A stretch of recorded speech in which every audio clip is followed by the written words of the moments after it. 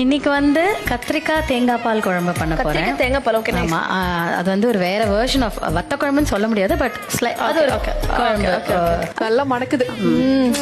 Singer Saindhavi ஸ்டைலில் கத்திரிக்காய் தேங்காய் பால் குழம்பு செய்யறதுக்கு கடாயில் எண்ணெய் ஊற்றி கடுகு, வெந்தயம், கடலைப்பருப்பு, உளுத்தம்பருப்பு போட்டு பொரிஞ்சதும் சின்ன வெங்காயம், கருவேப்பிலை சேர்த்து நல்லா வதக்கணும். முழு கத்திரிக்காவை நாலாக கீறி அதையும் சேர்த்து வதக்கிட்டு இதில் புளி தண்ணி ஊற்றி கொதிக்க விடணும்.